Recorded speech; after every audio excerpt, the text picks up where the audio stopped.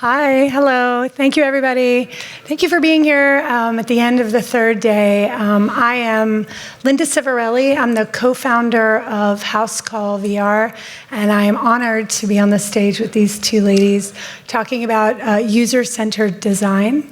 The way we'll do this is we'll be discussing a variety of user-centered design, including opportunities included the Greenhouse Initiative through the Veterans Administration, and these ladies will introduce themselves. I'll start off. So like I mentioned, I'm the co-founder of HouseCall VR. We create short-form, immersive patient education for clinical use. Think of this as Magic School Bus meets WebMD. This is an opportunity for you for people when they're in the physician's office and the provider is talking too quickly, maybe has their hand on the door, and then they throw you a brochure to go, for people to actually go inside of their body, better understand what's going on with their health, and to have more agency around that. So with that, I'll pass it off to Marjaana. She'll be able to introduce herself. Hello, everybody. I'm Marjaana from Finland. I'm a PhD student at Aalto University. I have created a childbirth education program in VR and studied that. And then I'm also an e-learning manager for a healthcare company and bringing all these great ideas to a Finnish education scene. Awesome. So I'm Ann Bailey. I am a pharmacy practitioner by training. I am with the Veterans Health Administration, Executive Director of the Strategic Initiatives Lab, or the STRAT Lab, that exists within the Digital Health Office. Our largest portfolio of effort and why we are here talking with you today is VA Immersive. It actually, we coordinate across the Digital Health Office of Healthcare Innovation and Learning to deliver some of the things we talk about today. I will tell you this little red clock here that's ticking is pretty intimidating because all three of us get really excited about this. So we'll do our best to get through this efficiently and effectively. But one of the things, in case you don't know, how many of you guys are familiar with the VA? Yes, that number is much bigger than it used to be. So we have over 170 medical centers, more than 1,300 sites of care, 9 million veterans, 400,000 staff today. And we have seen expansive growth of immersive technology over the last 8 years. We now have headsets in all 50 states, as well as in some American territories, Guam, American Samoa, Puerto Rico, showing the portability, the mobility of this technology, which is really exciting. Also, 8 years ago when we started, we sort of uncovered that there were about 5 different indications for use. Patient, some PTSD, anxiety, pain, also some staff education and training. Now we've documented more than 40 different indications for use. Imagine that number is higher, we probably should ask again. But importantly, what we want to talk about today is why, for us, is the voice of the veteran, but the voice of the patient so central to this process. So we could talk all day long, but what's really important is that you get to hear this, and we have to give special props to Linda, because I think she's jumped through like 3 different hoops and done a backflip 6 times to make this work. The virtual reality program here with the VA I saw on a brochure, and it was for pain management. And when I first saw it, I thought, well, I don't know about that, but I try everything, because managing my service-connected low back and leg pain, there's been a lot of medications. I don't do well with medications. It really messes up my stomach and it doesn't last. So I became interested in it for that, but I really didn't have that much hope in it, to be honest with you. It sounded like a video playing thing, and I'm not into video games. I went to the first session, and the first session you're putting on the headgear, you're getting it situated. I have glasses, I have hearing aids. It was a little bit awkward getting used to that, and then you have the hand things. And so you go through the apps and you learn how to use the equipment, set up the environment, that type of thing. And then the next thing I went into was the environmental app, and I put myself in the forest. And it was just astonishing because it was so real. And looking out into the forest, it was just so green, it was real, it wasn't like a photograph, it was moving. And my first thought was, I've always wanted to meditate, but I can never sit still and just concentrate on it. So I thought this would be a good meditation tool for me. And after that I went to the beach. And so I was sitting on the beach and it was like, oh, this is wonderful. I love this. This is like a mini vacation going on here. So then I decided to do travel, and I've always wanted to go to Peru. And so this was a drone flying over Peru, and you've got the cliffs and you've got the greenery and you've got all this scenery, and it was so realistic and it was amazing to me. So I get home, and the first thing I noticed when I got out of my car to go to my mailbox was I wasn't hobbling like the old lady that I am. So I thought, well, that's interesting, because usually I have trouble getting out of the car and then getting in the house. And so anyway, I get in the house, I start cooking dinner and everything, and I got done and I sat down on the couch and I relaxed for the first time in eons. So the pain wasn't there, and it was just a whole body type of thing. And I was amazed, because I really didn't think this thing would be for pain. I thought it was just an interesting thing, like, well, instead of doing VR, I can paint, I can distract my head that way. But this was a totally different experience from that. This was a whole heck of a lot more fun than another course of physical therapy.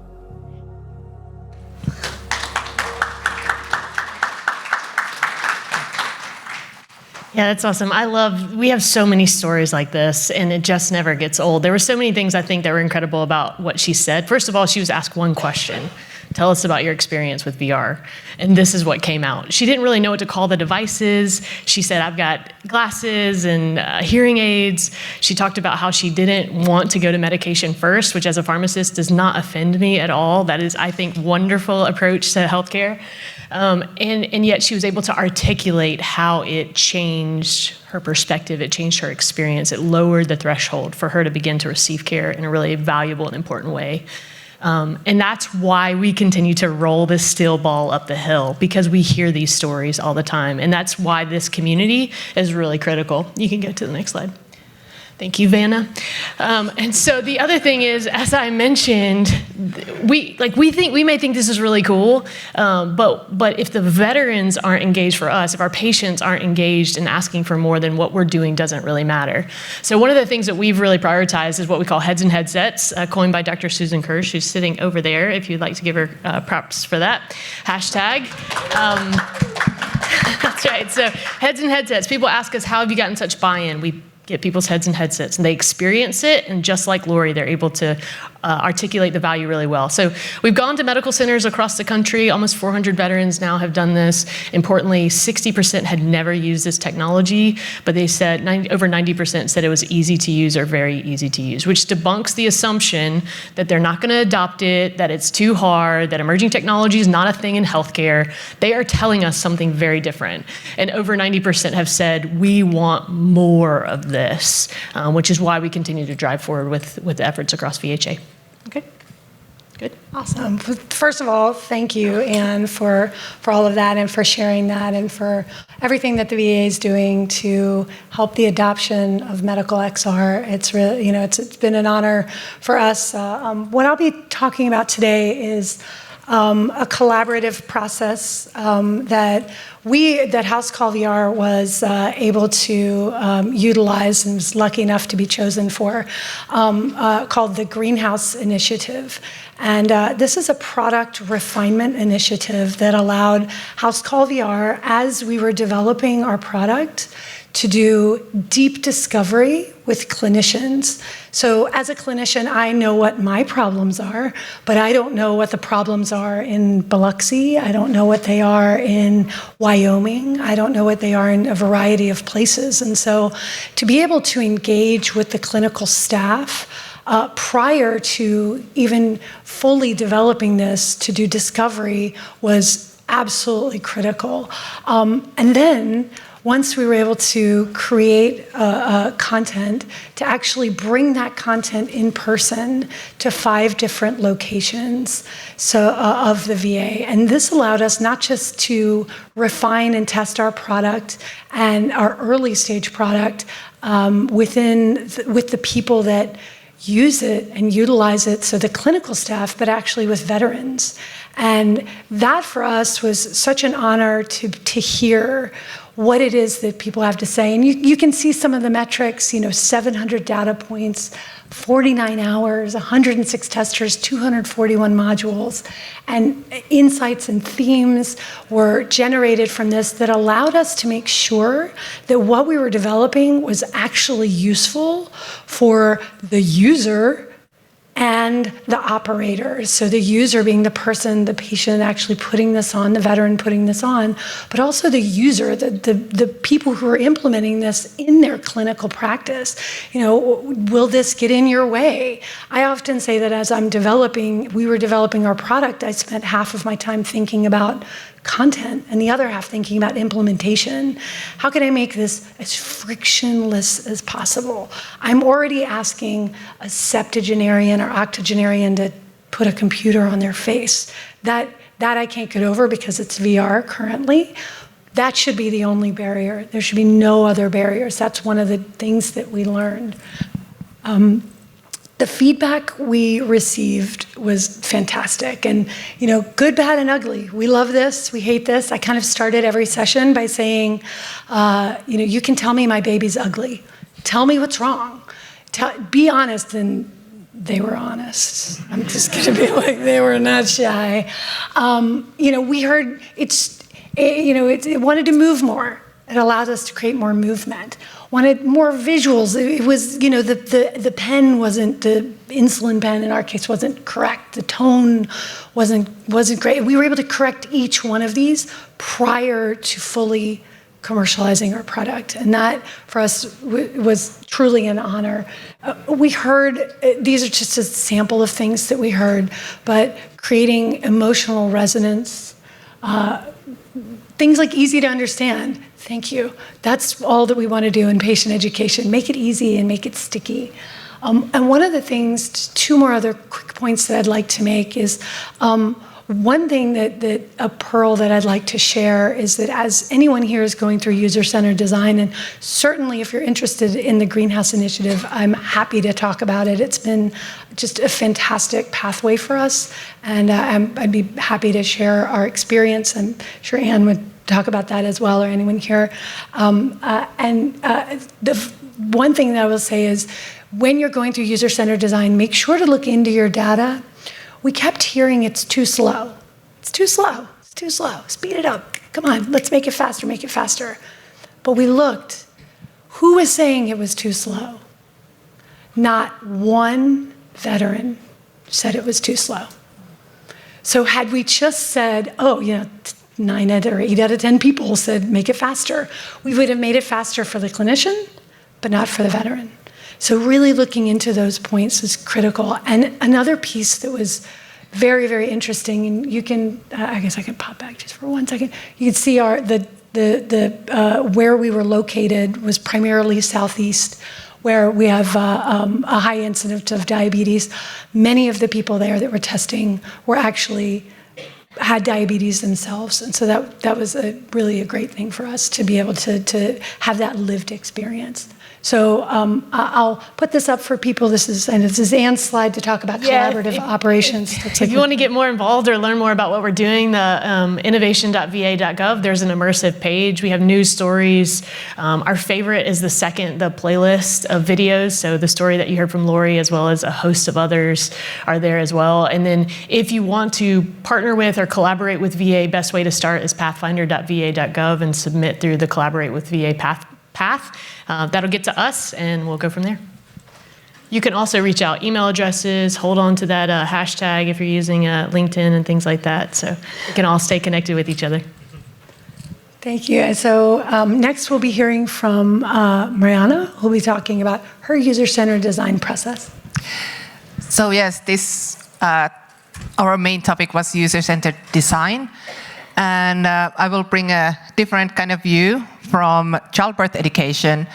And one thing one key takeaway from this would be that consider all kinds of users. So when you're thinking about childbirth education, you think of the birthing person, that's your user, but you also have the support person.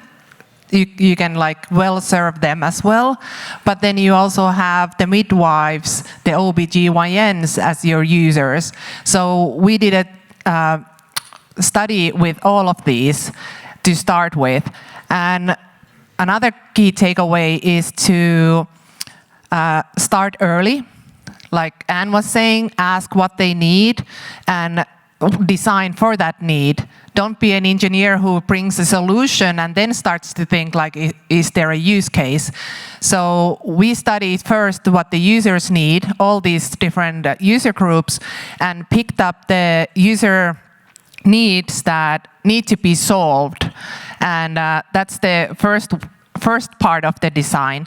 And then after that, we designed our first round, and we again went to the user. How is this looking? Is this going to serve your needs? And we got honest feedback, which is really good. And then we did another round. So the design is not ready. You need several iterations in the user-centered design for it to work. As an engineer, I'm not the expert in the matter. And like you said, this speed, like different user group want different, who is the main user group you are designing that program for. So all that is really important in your process. That's awesome. So I have a question for you. How did you choose who you were going to include in your user design? We looked at like very broad view who are involved in the process, who goes to the prenatal appointments, who are part of the delivery team. And it can be your mother, your mother-in-law. And so at the beginning, we had very variety of users, but then we narrowed it down for the main user studies. That's wonderful. And did you have any resistance? So I know childbirth patient education, similar to diabetes patient education in our case, what we've initially developed, people thought, for us, we thought we weren't sure what the reception was going to be. It was actually really great. We were excited that people wanted to try, and even had people sort of peek into testing sessions and say, can I try that? So yeah, come on in. Did you have any of that at all, like any resistance? And if you did? Oh, a lot. Yeah. Yeah. People first were saying that you can't do online childbirth education and you can't do it VR, and that's not going to work. But then when you get the early adopters and early people who, like, first we got input from the users, like, all over the place, and they didn't know what we're designing. We didn't know what we're going to design. But then we saw that, these user needs could be met with VR. And I got a lot of resistance from that. But once they checked it out, the first prototype, even though it wasn't perfect yet, they were sold. So when you actually show them what this could do, then it really makes a difference. Like, they need to experience it to fully understand what VR is. And that's a big job we need to do to show them what it is to have immersiveness in the training. Heads and headsets. Heads and headsets. Exactly, yes. That's what I thought you were saying. I mean, obviously, you, Anne, from a meta perspective, like from a larger perspective, a system level perspective, it seems like a really interesting topic. We're both thinking of it from our individual solution, but from your perspective, would you have any pearls or insights around getting people's heads into headsets? That's a great question. First, you said meta, and I want to make sure that we say, I'm from the government and we don't endorse any particular I meant meta, large perspective. I know. Just messing with you. Everybody's falling asleep out here because it's lunchtime, so I was trying to get it back. I think this whole talk has been about that piece of the puzzle, right? There's this great TED Talk from years ago called If You Want to Help People, Shut Up and Listen. That's how we even started with virtual reality in the VA, is listening to the patients, listening to the providers. And I think then when you think about the early adopters, you're talking about the people who are used to late nights and long weekends. Like there are at least 3 or 4 Hall of Famers in this room right now that I know, you guys, Walter, Linda, Skip in the back, Amir, you guys have spent nights and weekends doing this work. And so we're used to that in the innovation space. And it becomes this, you have a problem and I have a solution that I think match together. What do I need to do to meet you where you are so that you can tell me if this is the right solution for your problem? That for us has very much been the heads and headset. So our team, Caitlin's in here as well, has been doing this with me for 8 years. We've got Evan and Amber and Anu and all these other people that if you reach out to VA Immersive at va.gov, you might interact with any of us. But that's been the thing. We've been on a lot of planes. We've spent a lot of nights in hotels. We've shown up at the medical centers, not for any other reason other than we've seen this work. We've experienced it. We've seen people's shoulders drop. We have seen and heard the people say nothing else has worked and this has. And so I think that's what has driven us as a team and has to drive us all as innovators, because then we start to see that ball roll, actually go from rolling the steel ball up the hill to start to see that momentum roll down the hill, which I really think we are right there in healthcare with this technology. And so I want to encourage you all as well, like, don't give up. We are so close to this being normal. And I think the continued part of that process is, as we get those, the later adopters and the laggards, they need to experience this benefit as well. And our design needs to be, as Linda said initially, frictionless, so that they not only get to see the value, but they get to experience it as well. Hear, hear, right? Well, I think that's a great place to end. Thank you so much. I would like to say one other thing. A true and honest thank you to everyone in the Innovators Network. You know who you are. All of the incredible work that it takes to allow us to do what we were able to do. Thank you for everything that you've done. And of course, everyone at the VA and in VA and Immersive. So I think we have 1 minute and 45 seconds for questions. Go quick. So impressive to hear this overview and the emphasis on user-centered design. I wanted to ask you about something that is probably implicit, but maybe we should make it explicit because of the other developers in the room. Another user is the payers, the people who are putting this out, underwriting the cost to bring it through. And I think an important part of design is to engineer with that in mind also, to understand what is the financial value and financial impact, so that the payers, so we will be designing for their ability to adopt. And I know that within the VA, there's analytics that are done on value beyond just the clinical value. But I'm just wondering what your thoughts are about how to incorporate that as a design process. So I'll start. I'm sure you have. I do. Okay. I will say for us looking at the commercializing a product in healthcare, thinking about the value proposition as a twofold piece. One, for the payer provider, which is around outcomes. That's very, very important, obviously. And then at a smaller level, thinking about throughput. For us, specifically being able to create efficiencies where they aren't before. So as a clinician, I'm always explaining the same thing over and over and over again. So how can I standardize, scale that, and bring value to a clinical practice? So that's from my perspective.